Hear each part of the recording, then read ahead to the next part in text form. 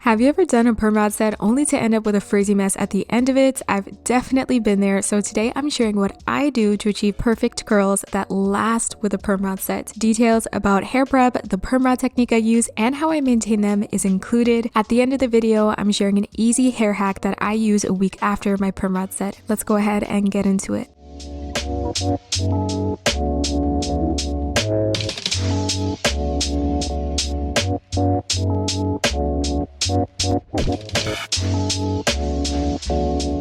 The size perm rod you choose will affect drying time and how defined your curls are going to be. So while there's truly no right or wrong one to use, I do want to point out that some sizes may work better or worse depending on your hair length and density. The smaller rods create tighter curls while the larger ones create looser curls. And for my extra long hair curlies, you want to stick with perm rods on the larger end of the spectrum. Large perm rods have more room to install them properly without having the hair overlap too much. When the hair is too bunched up on one spot, it won't dry as evenly and it will take forever. Since my hair is tailbone length at the moment, I'll be choosing the largest jumbo size, but regardless of the size you choose, experiment with different sizes on your own and see which perm rod suits your needs the best.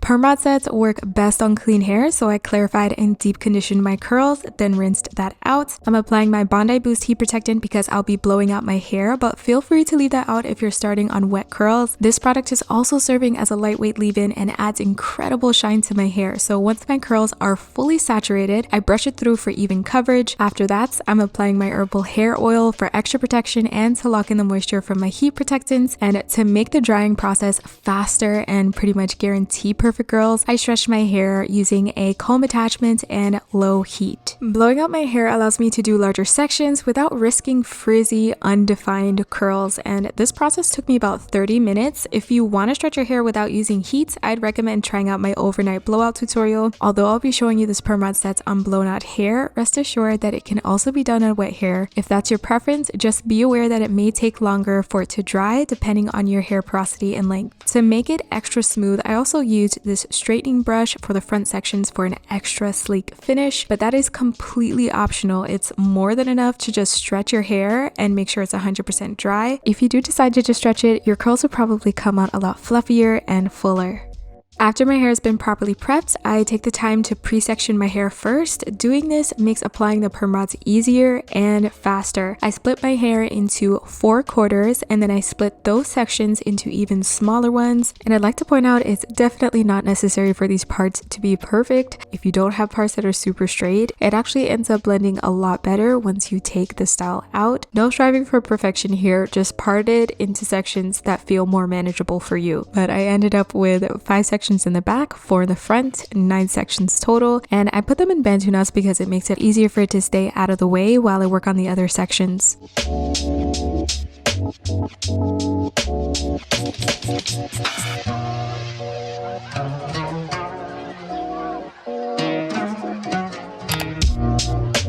For very soft curl definition, I'm using this TGIN Rosewater Mousse. It smells absolutely divine and it gives a medium hold, which is perfect for setting perm rod curls without leaving any flakes behind. Starting at the back, I'm using 1 pump of mousse, smoothing that through with my hands, and I follow up with a boar bristle brush to get even smoother curls. If you have a tangle teaser or any detangling brush on hand, that should also work just as fine. Placing the perm rod at the roots, I'm wrapping my hair around the rod towards my face as opposed to rolling the rod up my hair. This is basically the same technique I shared in my flexi rod tutorial, but with a perm rod instead. The biggest difference is that there's a lot less space to work with on a perm rod. Some overlapping is bound to happen and that increases the drying time versus when you use flexi rods. For the next back section, I'm following the same exact steps. The only thing that's different is that I'm twisting my hair at the root before applying the rod, and this helps to condense the hair and makes it a lot easier to apply onto the perm rod. So doing the same technique, I'm I'm wrapping it around the rod and smoothing my hair as I go. And it's a great idea to keep a smoothing brush handy to help your hair mold itself to the rod. Once I get to the ends, I'm adding extra mousse to help it stay on the rod. I feel like I've said rod like 20 times in the past 2 seconds.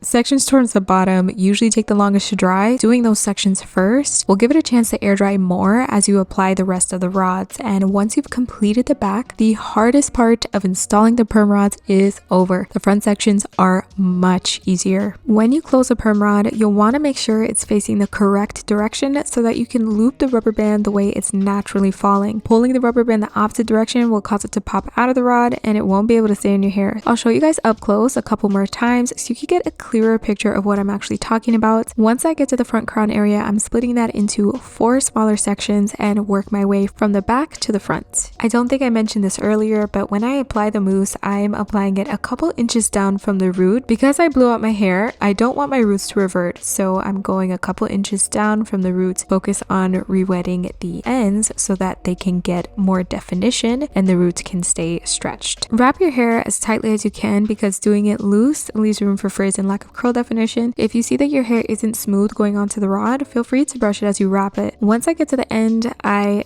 roll the rod closer to my root and loop the rubber band into the slot at the top and wrap it around the back. Lastly, all you gotta do is close the end of the rod. I want you guys to stay aware of which way the rubber band is facing when you place the perm rod on your root. The slot where the rubber band naturally falls should be pointing down towards your scalp. As you wrap your hair around, use your finger to hold the hair in place so that it doesn't loosen up. Some rods may end up shifting a bit, so the slot may not be pointing down towards your scalp, and that's okay. Just as long as it's sitting in that general direction, you should get a firm hold on your perm rod and it shouldn't come loose. Wrapping the rubber band around the back helps to hide the crease that the rubber band leaves behind. That's also why I prefer to wrap my hair towards my face, because I can wrap the rubber band towards the back to hold it in place rather than wrapping it in front, so there's no obvious crease at the root. If you're adding extra mousse and your ends still aren't staying in place, a little tip is to wrap the ends of your hair on top of itself once you get to the ends. This is going to help it adhere to the rods and stick way better than if you were trying to stick it onto the rod by itself.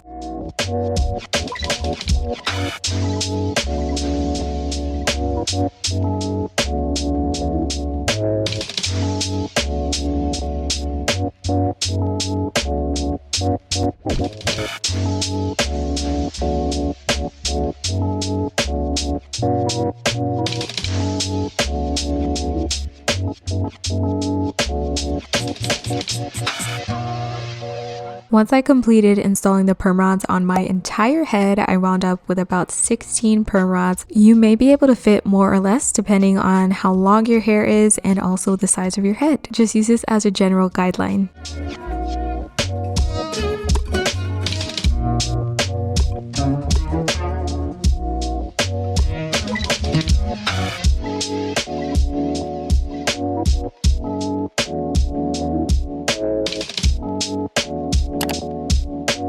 I'm using my soft bonded attachment plus my blow dryer on low heat at its highest speed, and I dry my perm rod sets using indirect heat because it ensures my perm rods are properly dry and set in place for the shortest amount of time, which is about 3 hours.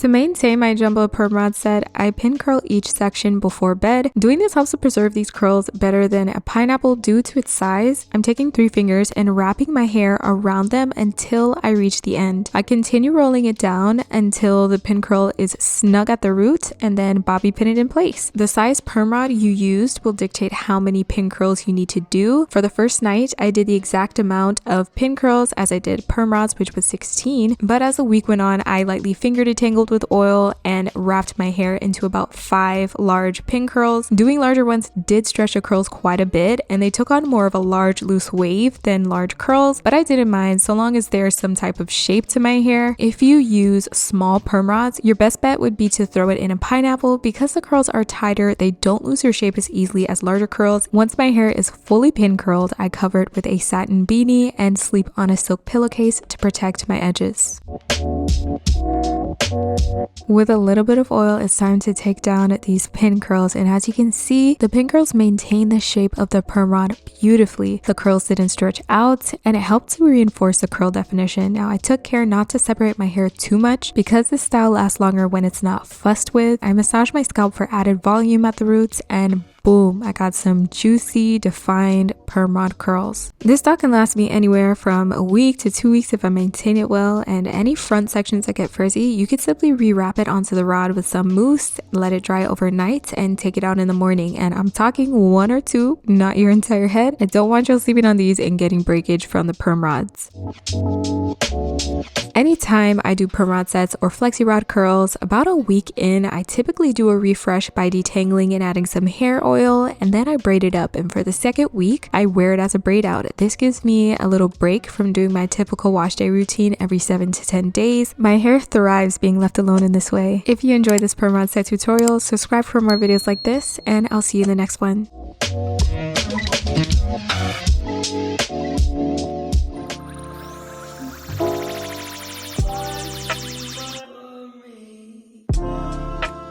Hello my loves, today I'm sharing some of my self-care and beauty maintenance routines I do to look and feel my very best. I'll be covering the natural hair care routine I do once a month, weekly skincare routine, daily self-care, and more. And what's even better about all of these routines is that they can be easily done at home. My daily self-care routine begins first thing in the morning with oral hygiene, and oil pulling is an Ayurvedic practice that helps to naturally whiten teeth, it freshens breath, reduces inflammation, and it helps prevent cavities. So I do this for 15 minutes while I put on my workout clothes, and I make my cucumber and lime water to drink with my supplements. Usually I cut up cucumbers in the fridge to easily add it to my